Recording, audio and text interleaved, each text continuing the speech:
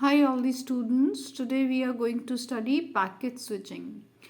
Now in packet switching it is a method wherein you transfer the data to a network in the form of packets. That means the unit of data is called packet over here.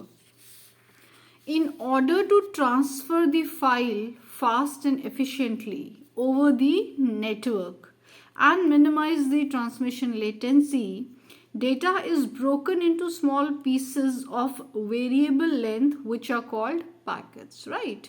So to ensure that there is a fast delivery of data and data is also transmitted efficiently, that is without any problems over the network, right? And to minimize transmission latency. What is transmission latency? Transmission latency is the time which is taken to transmit data from the sender to the receiver. So we always want this time to be short. That means we want the transmission latency to be minimal. So we also want minimal transmission latency apart from faster file transfer and efficient file transfer over the network. So to achieve this, the data is broken into small pieces. That is, unlike message switching, we do not send the data in its entirety, but the long message is first of all broken into smaller pieces which can vary in length, hence variable length. That means there is no such rule that all the packets belonging to the same file must be of the same length. There is no such rule. The length of the data packets can vary, so hence they can be of variable length, right? And such variable length data packets are called such variable length pieces are called data packets. Now at the destination, all these small parts which are the data packets basically have to be reassembled which belong to the same file. So if one file has been broken into several data packets and then transmitted over the network, then at the receiver's end they have to be reassembled to gain some meaning. Those broken pieces or those data packets individually do not have any meaning. When combined together they form a meaningful information. So they should be combined or reassembled at the receiver's end, and then they will have some meaning to them. Just like you buy a piece of furniture which is dismantled, say you have a separate tabletop, separate legs of the table, so that the delivery is convenient, because otherwise the table in its entirety will take a large amount of space, but when you dismantle it, it takes smaller space. So this way delivering the table becomes easier. But when it is sent or received at the receiver's end, the consumer's end or the customer's end, then it is assembled again. You put the legs under the tabletop, you assemble it to form one complete piece of table. So otherwise the table has no makes sense. You cannot keep the tabletop separately and legs separately. You need the legs to be under the tabletop to make it a complete table. So this is what we are doing here also, that to ensure efficient delivery, the data is divided into smaller units which are called packets. But then at the receiver's end, when all these packets have been received, they are reassembled, right, to give some meaning to the file. So the file is reassembled in this original form. Now a packet basically composes of two important parts. One is the payload and other is the control information. What is a payload?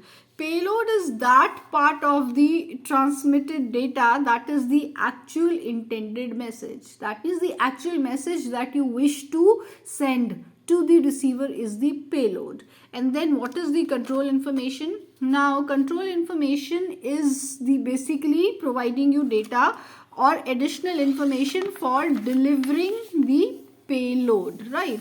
So the data or the payload is the actual message that you want to send, but apart from that you want some additional data about the data, which is also known as metadata, and in networking we call it control information. Now this control information provides additional information for efficiently delivering the data packets or the actual payload. So this additional information or this control information is the source network address, that means from where that message, from which network that message has originated.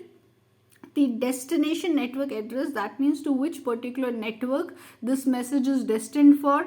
Error detection codes. Now there are error detection codes in data packets to ensure that whenever there is an error, it is detected immediately. So the error detection codes, and in some cases sequencing numbers, right? So the sequencing numbers provide proper sequencing to the individual data packets, so that when you reassemble them at the other end, there is no problem in reassembling. You know the proper sequence in which they have to be reassembled. So these are the two important parts of any data packet: the payload and the control information.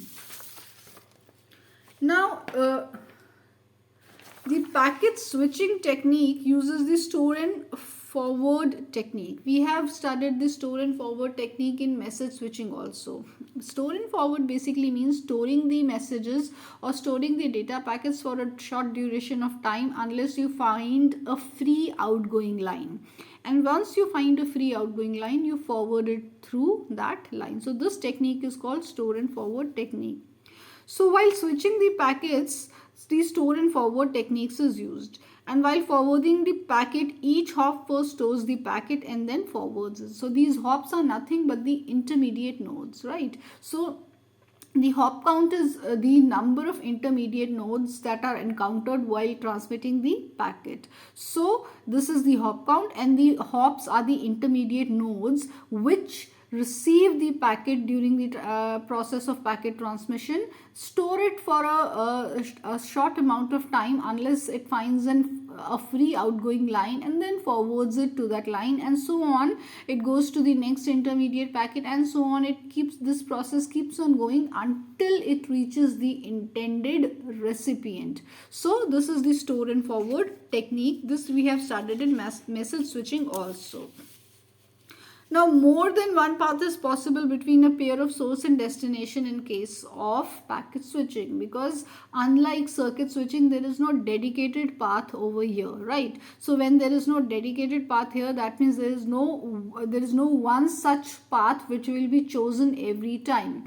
There are multiple paths, and out of multiple paths, any path can be chosen at any given point of time, right?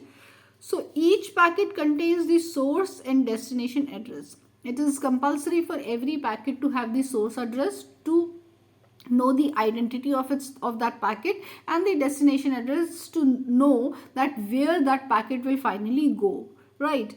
Using this, the packets can independently travel through the network. Now, if every packet has the source and destination address, that means every packet can independently travel through the network, and there is no compulsion on the packets to follow the same route or the same line, right? So if there are 10 packets belonging to the same file, it is not necessary for those 10 packets to travel through the same path. Packet 1 can choose path 1, packet 2 can choose path 2, packet 3 can choose path 4, and so on. They can travel independently of each other because ultimately they have their identity with them, they have their source address, and they have the destination address, which with the help of which it can be found where they are destined for. So because of this information, they are free to travel independent of each other.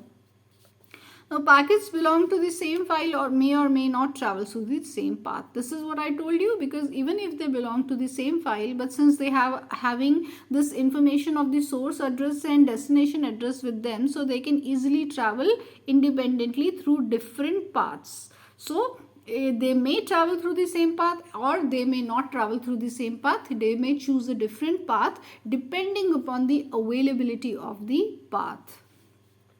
So if there is a congestion at some path, packets are allowed to choose different paths possible over an existing network, right? So because Why packets choose different path? When there is not availability of a particular path, when there is a congestion in a particular path. So in such a scenario, the packet belonging to the same files can choose different paths depending upon which particular path is free for data transmission.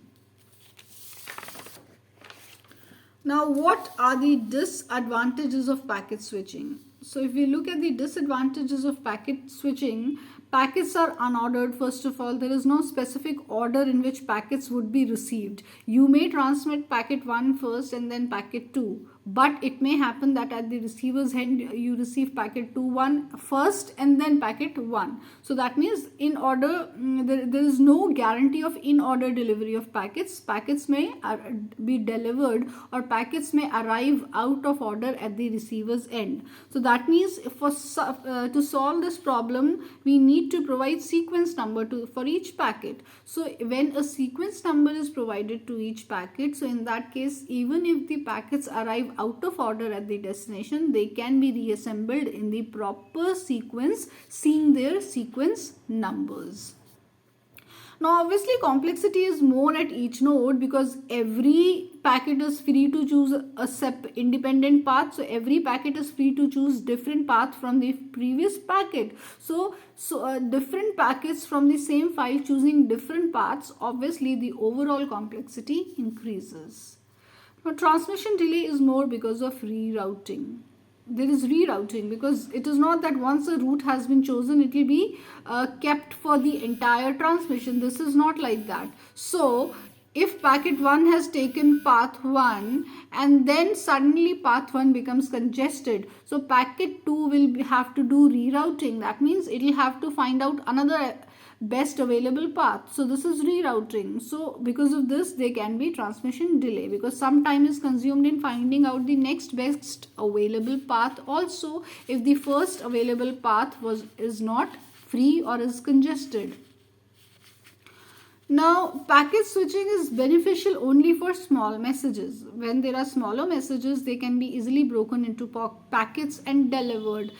But when it is a bursty data or large amount of data, so such a large amount of data, breaking it into smaller packets and providing a sequence number to each packet is a tedious task. Hence, packet switching is beneficial only for small messages. So these are the disadvantages. Now coming over to the advantages or the good points of packet switching. It is first of all efficient in terms of bandwidth. That is, there is a very good bandwidth utilization. Why? Because the same bandwidth is being shared among several sources and several destinations. So if in case one source has no data to send, the other source has data, it will send. So this way the bandwidth is never unutilized. Whereas if you see the case of circuit switching, the bandwidth is reserved. That means there is a dedicated path for a source and destination. So for that duration of time, when that particular source and destination have set up the connection, no other source can transmit data through that particular path. That means if that particular source has nothing to send for a few seconds, the bandwidth is wasted because nor the sources for which that path is reserved is sending any data, nor is anyone else allowed to send the data. So bandwidth is not utilized properly in case of circuit switching. But when there is sharing of channel in case of message switching or in case of packet switching, the bandwidth is efficiently utilized because if one source has no data to send, no problem, the other source can send, or if the other source has not any data to send, then also there is no issue, the third source can send. So in any case, the bandwidth is never unutilized. So that means there is an efficient utilization of the bandwidth.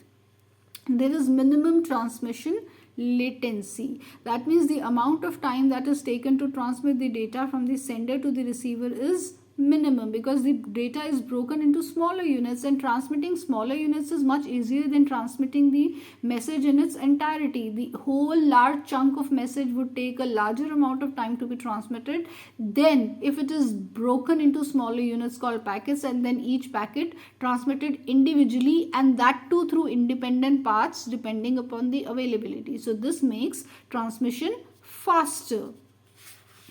Now it is fault tolerant. Why? Because packets may follow a different path in case any link is down. As I said, packets are free to choose any path depending upon the availability. So if packet 1 chose path 1 and after that path 1 was down, or link 1 was down, so that means that does not mean that your transmission will be halted or disrupted for that particular time. If path 1 or link 1 is down, no issues, you can choose path 2, you can choose path 3. So in any case, if any one of the path or link goes down, there is always availability of other paths through which the packets can be transmitted. So hence it is more fault tolerant. Then of course it is cost effective and comparatively cheaper to implement because the bandwidth is shared. You do not set up a dedicated path. Setting up a dedicated path would cost large amount of money because this entire bandwidth is being reserved for one particular source and destination, which is not the case here. You are sharing the bandwidth, so obviously sharing saves money. So it is cost effective and comparatively cheaper to implement. This is all about packet switching.